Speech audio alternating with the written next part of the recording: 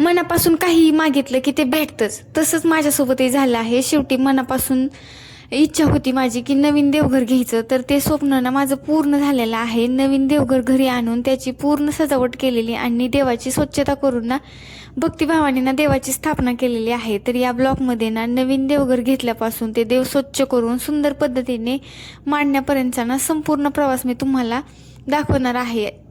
नंतर देवघर सजवताना मनाला खूप आनंद होत होता आणि समाधानही मिळत होतं. तर घरात देवांची स्थापना करताना व वेगळी सकारात्मकता आणि प्रसन्न वातावरण निर्माण झालेलं आणि ही माझी ना छोटीशी इच्छा होती, त्यामुळे ना ती पूर्ण झालेली होती. आणि हे बघून ना मला खरंच खूप आनंद झालेला होता.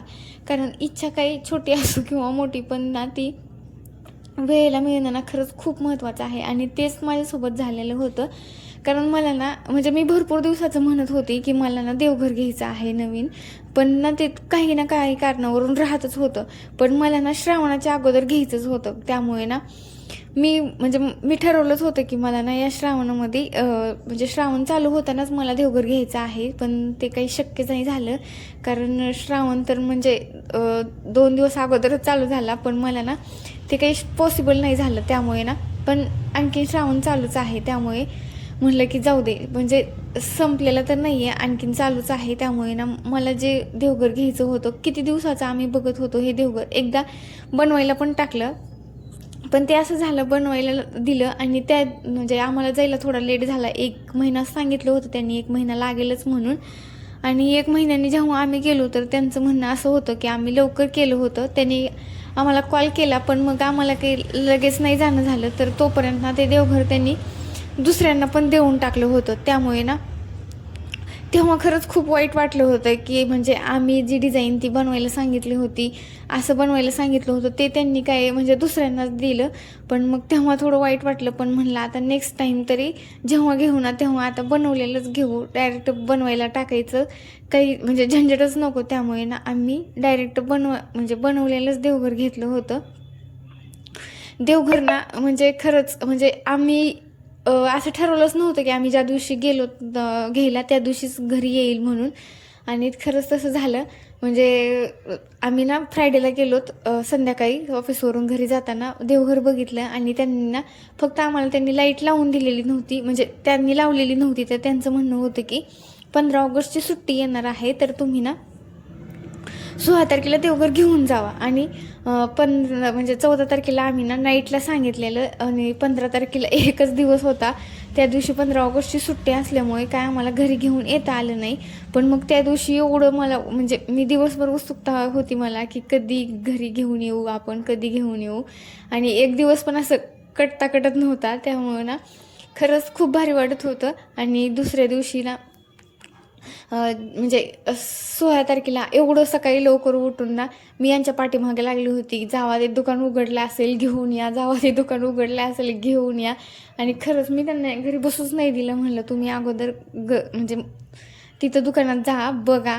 नाहीतर ते पण जे आहे ना ते, कारण आम्ही जेव्हा गेलो तेव्हाच ना तिथं 2-4 गिऱ्हाईक आलेले होते आणि त्यांच्याकडे बनवलेले 4 ते 5च होते. आणि मग म्हणलं की ते आज पण तसंच करतील, आपण जे घेतलेलं आहे ना ते पण जाईल. म्हणून ना मी त्यांच्या मागे लागले होते की नाही, आज ना तसं व्हायला नाही पाहिजे, म्हणजे आपण जे घेतलेलं आहे ना ते आपल्याला भेटायलाच पाहिजे. म्हणून मग मी त्यांच्या मागे लागले.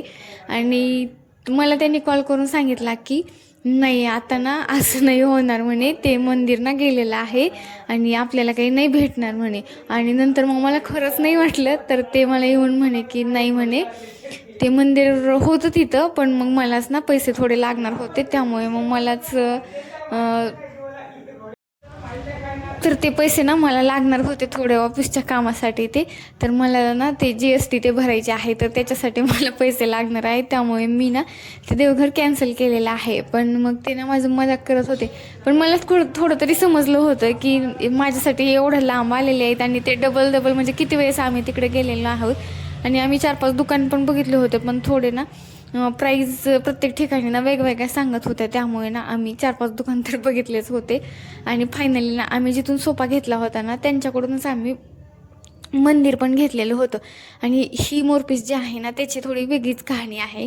कारण गावाकडून येताना म्हणजे गावाकडे ना गेलो होतो तेव्हा तिथे ना मोरपीस होते घरी, तेव्हा तेच घेऊन आलेलो.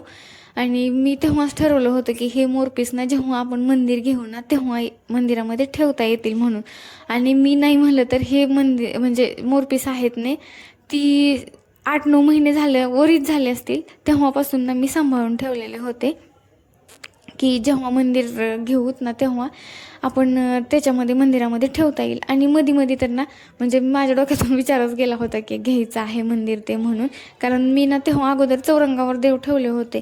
म्हणलं म्हणजे देवाला बसायला जागा आहे म्हणून, म्हणजे एवढं काही लक्ष नाही दिलं. म्हणलं जाऊ दे, चालायला येईल ना आपलं, तर मग तसंच राहू दे. पण नंतर आता श्रावण चालू होत होता आणि मग मलाच कसं तरी वाटत होतं की नाही आता ना बाकीची एखादी गोष्ट नाही घेतली तरी चालतं, पण या पेमेंटमध्ये ना आपण देवघर घ्यायचं म्हणजे घ्यायचं. त्यामुळे ना बाकीचं सगळं कॅन्सल केलं आणि अगोदर ना पेमेंट झालं त्याच्या दुसऱ्या दिवशीच आम्ही बनवायला टाकलं ते. आणि म्हणजे लगेच 16 तारखेला आम्ही घरी पण आणलं. ब्लॉग थोडा लेटच आलेला आहे, पण मग म्हणजे माझं जी इच्छा होती ना ती खरंच पूर्ण झालेली होती. मला ना हेच म्हणजे असंच घ्यायचं होतं. दुसरे मला त्यांनी एवढे दाखवले म्हणजे देवघर असे पण छान आहे, त्यांनी त्यामध्ये डिझाईन पण दाखवलं, सगळं केलं.